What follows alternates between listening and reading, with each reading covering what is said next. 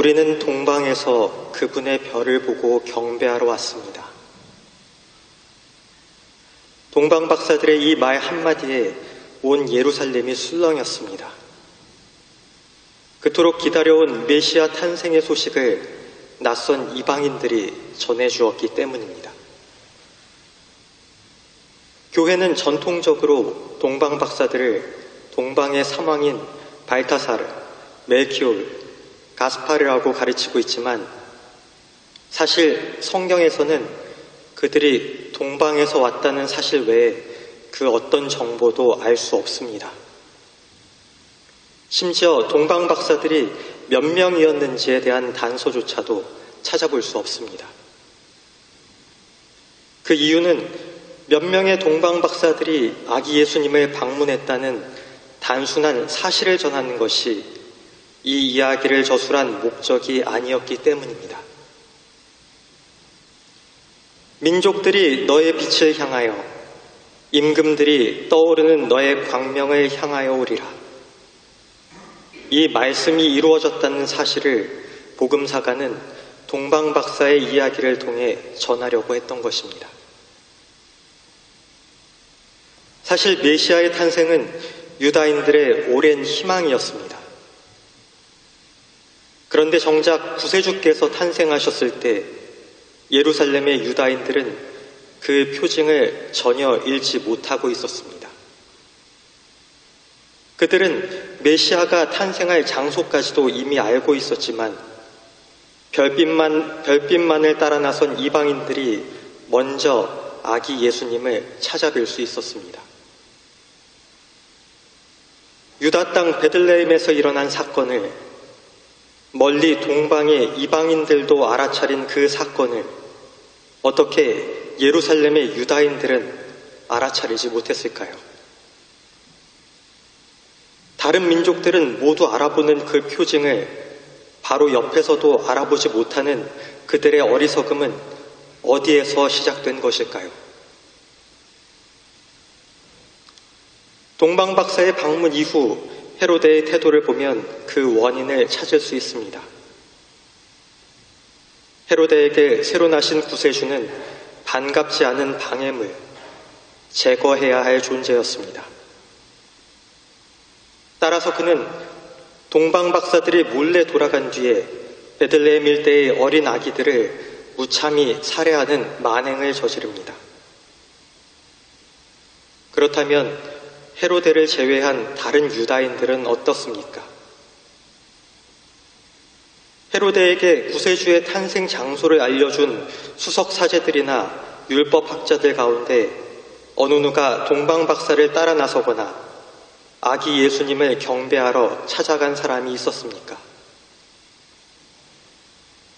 만약 메시아의 탄생을 그들이 간절히 바랐다면 그 기쁜 소식을 듣고도 이방인들만 경배하러 보내지는 않았을 것입니다.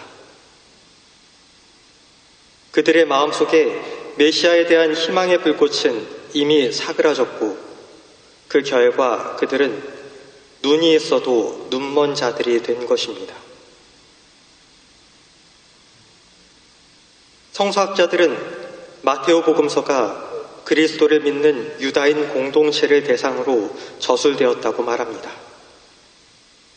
그런데 이 복음서에만 유일하게 동방 박사들의 이야기가 등장합니다. 유다인과 이방인 공동체로 구성된 초대 그리스도교 공동체 안에서도 유다인들은 특유의 선민의식을 가지고 있었을 것입니다. 아브라함의 후손으로 율법을 따르며 그리스도를 믿는 자신들이야말로 가장 주님께 가까이 있는 존재라고 생각하고 있었을 것입니다. 하지만 동방 박사 이야기는 외적인 자격, 머리로만 알고 있는 지식들이 주님을 알아보고 다가가는데 중요하지 않다는 것을 일깨워주고 있습니다. 유다인들은 우리를 위해 메시아가 오실 것이다, 유다 베들레헴에서 탄생하실 것이다 라고 배워 알고 있었지만 그분이 탄생하셨을 때 그들은 그 사실을 아무도 모르고 있었습니다. 비록 메시아에 대해 아무것도 알지 못하지만 마음으로 위대한 왕의 표징을 찾아 나선 이방인들에게 주님께서는 오늘 나타나신 것입니다. 동방박사 이야기는 단순히 초대교회의 유다인 그리스도교 공동체를 향해서만 메시지를 전달하는 것은 아닙니다. 오늘 그리스도교 공동체에 속한 우리 모두는 알게 모르게 선택받았다는 의식을 지니고 있습니다. 실제로 우리는 세례와 견진 성사를 통해 하느님의 자녀로 그리스도의 제자로 불림받았습니다. 성체 성사로 매일 주님을 우리 안에 모실 수 있는 특권도 부여받았습니다. 고해 성사로 언제든 우리의 잘못을 용서받을 수도 있습니다. 이 정도 특권을 부여받았다면 그리스도교인이라는 우리의 정체성에 대해 자부심을 가져도 좋을 것입니다.